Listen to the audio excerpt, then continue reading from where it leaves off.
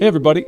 After all the hype over the last few weeks and the realization we have a bit more time before the game comes out, I wanted to focus on making a bit more refined content, focusing on various aspects of the world of Arc Raiders.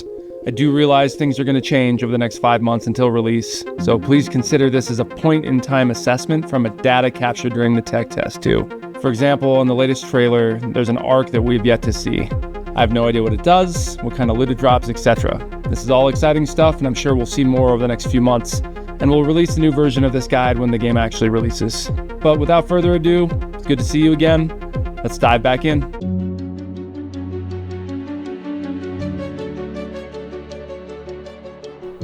Let's start with the pop, a small rolling ball with machine guns inside. It's of little risk compared to its sibling, the fireball, and it's probably the least lethal enemy in the game. If you hit it a couple of times with your melee weapon, or wait until it opens up, you can get a quicker kill. The fly swatter talent at the end of the conditioning tree also makes it a one-hit kill with melee attack. Next we have the fireball. While it may be my favorite alcoholic drink, it's less attractive in the world of Arc Raiders. But the afterburn is similar. Rolling around like the others in its archetype, once it stops it'll open up and shoot a flamethrower in the direction it's facing. When open, it exposes its weak point, which allows for a single shot kill with an anvil. The fly swatter talent does not make this a single shot kill when closed, but when exposed you can melee it with a single hit. Just beware of the stream of flames, however. The tick. Due to their tendency to hang out in dark indoor places and their semi-transparent stealth state, you will often not see a tick until it slats to your face, draining your highly sought-after shields and health. A good friend will use her gun or melee weapon to shoot these pests off your face, or you can peel them off by pressing your action key. When combined with a turret or an opposing raider, these go from being slightly annoying to lethal very quickly. The turret. With an extremely high rate of fire, but lack of mobility, the turret can go from being an annoying sound trap, alerting other Arc or Raiders where you are, to a contributor or cause of your demise very quickly. Sneak up on them, you can melee one to death without being detected, but be caught out without proper cover and these enemies will make short work of you.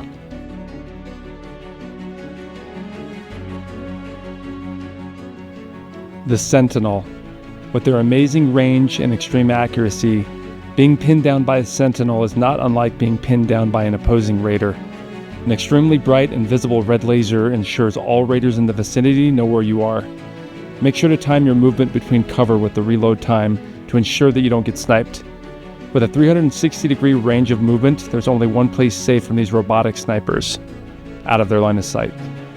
The Arc Probe. When you hear the enticing sound of an Arc Probe calling you to come and investigate its spoils, it's akin to a moth to the flame.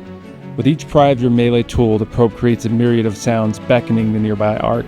Like a supply drop in other games, probes can rain from the sky and drive raiders to their various drop locations. With 3 compartments of loot, you and your fellow squad mates can share the rewards evenly. Additionally, there are stationary probes on their side for looting as well, with a single container. The Bison. If the visual of these spider-like robots does not strike fear in you, just wait until your first encounter with these 4-legged beasts. These creatures have both extreme movement speed and an amazing jump distance, so they can narrow the gap between you and them very quickly. Combined with a pulverizing attack that will destroy shields and health, it's best to avoid these monstrosities unless you need their parts for a task.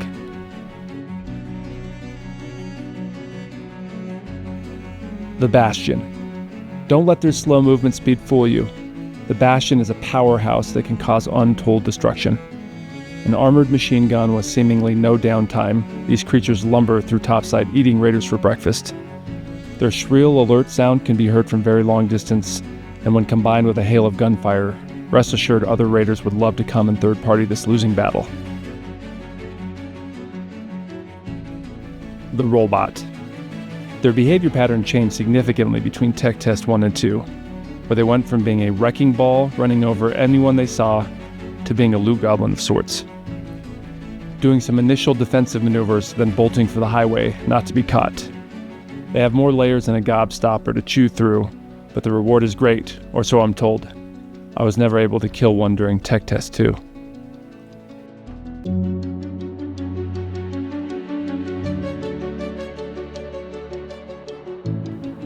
The Wasp. A joy to fight due to the physics-based rotors. You can easily cause these flying machine gun wielding machines to take a nosedive or slide into a wall and explode. The real danger is when you get multiple, or even worse, combine them with a Hornet or a Rocketeer. A great way to get some light ammunition when you're running low.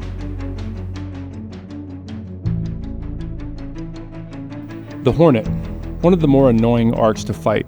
With their highly armored front rotors and their stun round, they can cause quite a lot of problems, especially combined with a Wasp or other arc. They do have a tendency to fly in close, so you can melee them to death. Only a single hit with a fly swatter talent. But they often swoop in and back out, so their movement is fairly unpredictable.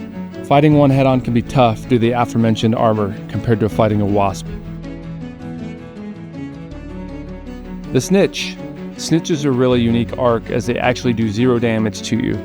Once you're detected, they'll start scanning for a short period of time, and then they'll send a beacon in the sky calling a combination of 2 to 3 Wasps and Hornets. They have 3 armor plates on the top, and once all 3 are destroyed, they'll explode, but it can be a race against time to take them out before they call in reinforcements. The Rocketeer. Not just an amazing 90s movie, these flying tanks often run in packs. And once you're detected, it's best to flee and find an opportunity to break line of sight. They shine a laser which slowly narrows, and once it fully contracts, the Rocketeer will fire a series of 3 rockets at its target. Taking these down is definitely difficult, since the window to return fire is relatively small, and you'll find yourself burning stamina to dodge roll their incoming rockets. The Orbiter, the ominous raid timer. Sending harmless warning missiles in at 5 minutes and 2 minutes that land outside of the play space, you'd better be out by the time the last missiles drop at the 0-second mark. There seems to be a bit of leeway in Tech Test 2. You'd not die instantly if you called in an elevator, but we're not sure if that's a fluke or a permanent change.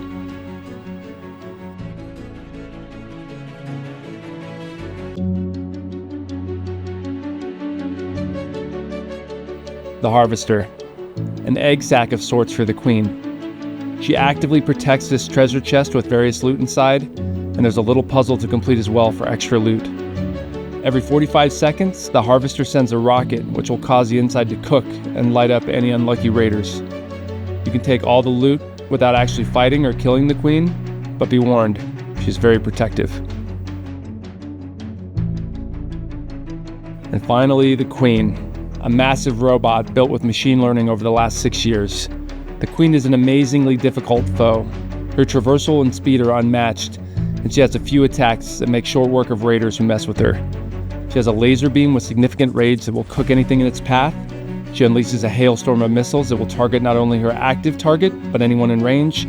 She has an AoE pulse that will destroy all shields, and she'll also step on you if you get too close.